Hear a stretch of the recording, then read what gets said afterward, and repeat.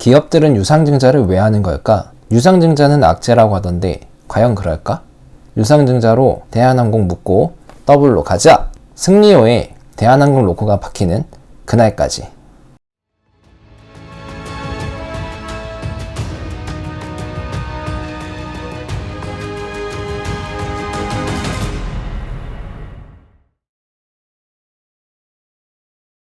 안녕하세요. 엔트현과 주식 공부를 하고 있는 동생개미입니다. 아직 구독 안 하신 분들이 많은 것 같아요. 영상 보시기 전에 구독과 좋아요, 댓글까지 남겨주시면 정말 감사하겠습니다. 여러분, 주식은 사놓고 그냥 오르고 내리는 것만 보고 있으면 안 됩니다.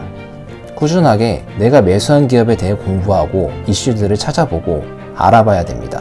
그렇게 하지 않으면 이게 왜 오르는지 내리는지 이유를 모르니 불안감은 더 커질 수밖에 없어요. 그런 의미에서 오늘은 유상증자에 대해 간단하게 알아보겠습니다. 저 같은 준인이들은 유상증자가 뭔지, 무상증자가 뭔지 직접 찾아보고 알아보지 않으면 생각보다 어렵다고 생각하실 수 있어요.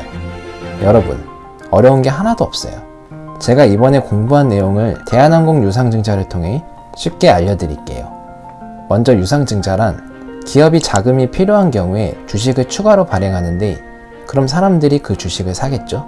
그럼 기업은 그 주식을 팔고 투자금을 얻을 수 있습니다. 이게 바로 유상증자입니다. 유상증자를 한다는 것은 기업의 자금이 필요하기 때문인데, 급하게 막아야 할 임금체불이나 빚이 생겼을 수도 있고 새로운 사업에 투자하기 위험도 있어요. 그렇다면 대한항공이 유상증자를 결정한 이유는 무엇일까요?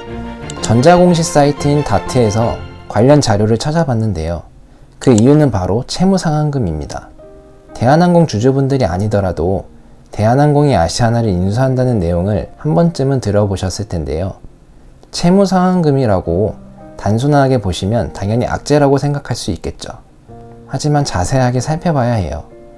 대한항공이 아시아나의 부채를 갚아주면서 인수를 할 예정이기 때문에 부채상환금이 발생한 겁니다.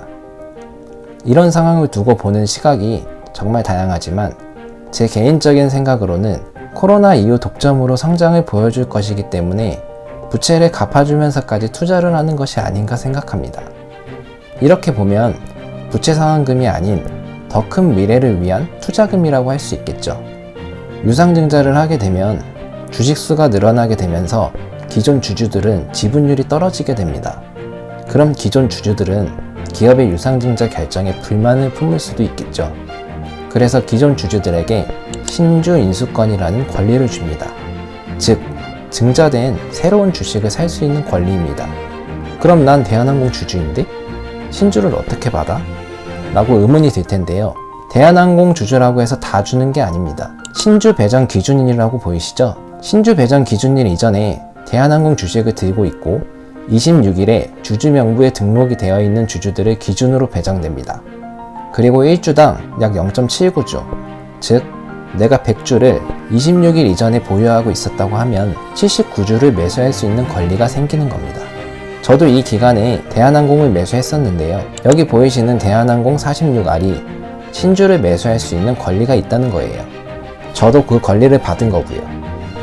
현재 대한항공 유상증자 발행가액은 19,100원으로 예상하고 있네요. 이 발행가액은 계속 변동이 될 수 있습니다. 대한항공 주가가 올라가면 발행가액도 함께 올라가게 됩니다. 물론 내려가게 되면 발행가액도 내려가고요. 그럼 언제까지 변동될까요? 바로 2월 28일 이전까지 변동되며 28일에는 확정액을 알 수 있어요. 그럼 이 유상증자된 주식을 무조건 사야 할까요? 그건 아닙니다. 매수를 할 수도 있고 포기도 가능해요. 신주 인수권을 바로 팔 수도 있고 권리로 청약해서 신주를 인수할 수도 있습니다. 신주권을 팔면 권리를 파는 것이고, 권리를 보유하고 있다가 청약일에 청약하면 새로운 주식을 매수할 수 있는 것이죠. 그렇다면 대한항공 46R을 그냥 보유만 하고 있어도 계좌에 주식이 들어오는 걸까요? No. 아닙니다. 신주 발행가액이 확정되면 증권사를 통해 3월 4일과 5일, 2일 내에 청약을 신청해야 합니다. 대한항공 46R을 보유한 수량만큼 신청이 가능한데요. 저 같은 경우에는 15주가 있기 때문에 현재 가격 19,000원을 기준으로 28만 5천 원을 계좌에 넣어놓고 청약일에 맞춰 신청하면 되는 거예요. 이렇게 구매한 신주는 3월 24일에 제 계좌에 꽂히게 되는 거고요. 저는 이 권리를 팔지 않고 대한항공 신주를 매수할 계획입니다. 신주를 매수하는 첫 번째 이유, 내가 보유한 주식의 평균 단가를 낮출 수 있습니다. 제가 현재 가지고 있는 대한항공 주식입니다. 평균 단가 31,912원에 20주를 소소하게 보유하고 있죠. 만약 신주가 19,000원에서 20,000원에 확정된다고 가정하면 평균 단가보다 저렴한 가격에 신주를 매수하게 되는 겁니다. 그렇다면 제 대한항공의 평균 단가는 어떻게 될까요? 신주 15주가 들어오게 되면 26,809원에 35주를 보유하게 되는 겁니다. 3월 24일 신주가 들어오는 날까지 대한항공 주가가 지금처럼 3만원대를 형성해 준다면 제 평가손익은 플러스로 바뀌게 되는 것이죠. 생각만 해도 기분이 좋아지는 건 기분 탓이겠죠? 미래의 주식은 예측할 수는 없지만 기대는 됩니다. 신주를 매수하는 두 번째 이유, 여러분, 대한항공입니다. 대한항공. 우리나라 항공업계 1위. 코로나 치료제가 개발되고 미국이나 유럽에는 치료제의 효과가 서서히 드러나고 있죠. 이제 코로나 종식도 먼 미래의 일이 아닙니다. 여러분은 코로나가 종식되면 무엇을 가장 먼저 하고 싶으세요? 전 친구들과 여행을 가고 가족들과 함께 여행을 가고 싶습니다. 마스크를 벗어 제끼고 맛있는 음식도 먹으러 다니고 싶고요. 제 주변에도 저처럼 여행에 목말라 있는 사람들이 정말 많더라고요. 그렇다면 국내를 비롯해 해외로도 여행을 많이 다닐 텐데 여러분은 무엇을 타고 가시겠습니까? 물론 배를 타고 갈 수도 있겠죠.